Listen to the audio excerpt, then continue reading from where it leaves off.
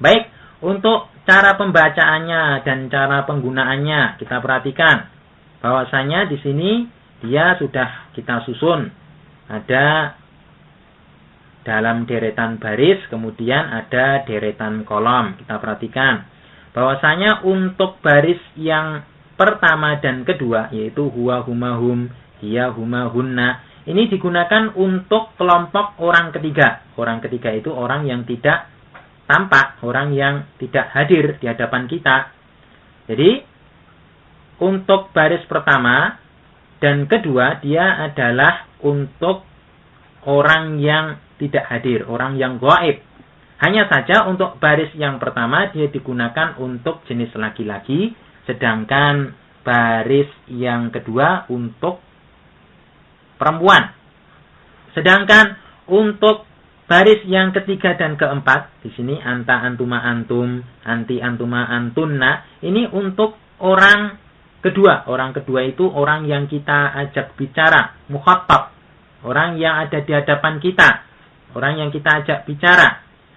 Hanya saja untuk kelompok baris yang ketiga, ini diperhatikan, anta, antuma, antum, ini untuk jenis laki-laki. Sedangkan anti, antuma, antunna untuk jenis perempuan. Dan untuk baris yang terakhir, ana, nahnu, ini untuk orang yang berbicara atau dikenal dengan mutakalim. Ini boleh untuk laki-laki maupun untuk perempuan.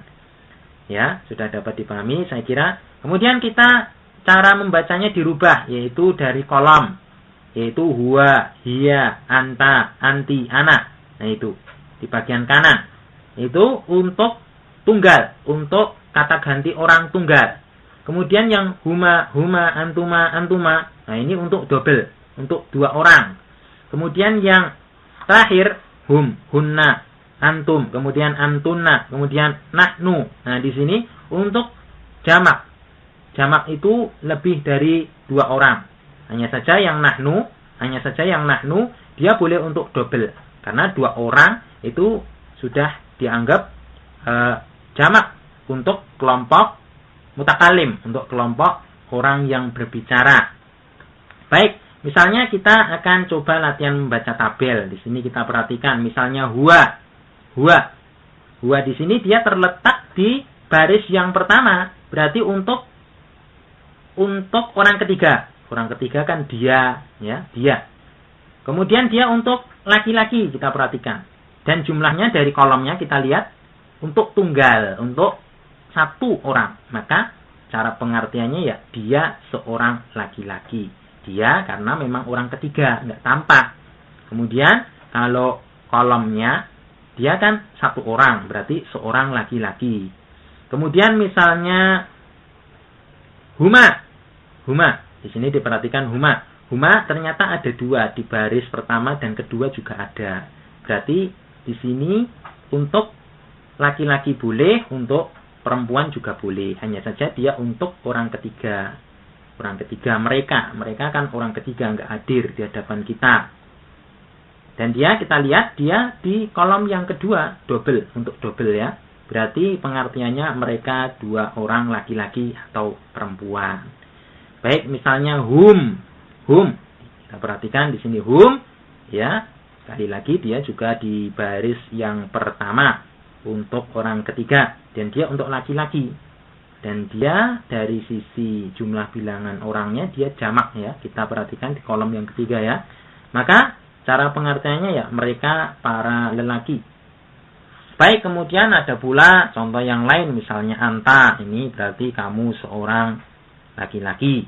Nah, karena memang dia untuk mukhatab, untuk orang kedua, anta. Kita perhatikan kan untuk orang kedua. Untuk orang kedua. Dan dari sisi jumlahnya dia tunggal. Maka kamu seorang laki-laki. Kemudian contoh yang lain antum. Antum, kalian para lelaki. Kita perhatikan tabelnya. Dan demikian pula untuk contoh-contoh yang lain. Silahkan dicoba sendiri. Ya, silahkan dicoba sendiri. Itu semuanya termasuk domir munfasil, yaitu domir yang terpisah dengan kata yang lain. Contohnya misalnya apa maksudnya terpisah toh? Misalnya kita sebutkan contohnya misalnya huwa ustadun. Kita perhatikan huwa ustadun. Dia adalah seorang ustaz. Kita perhatikan, domir huwa di sini dia terpisah dari kata ustad, ya, terpisah toh.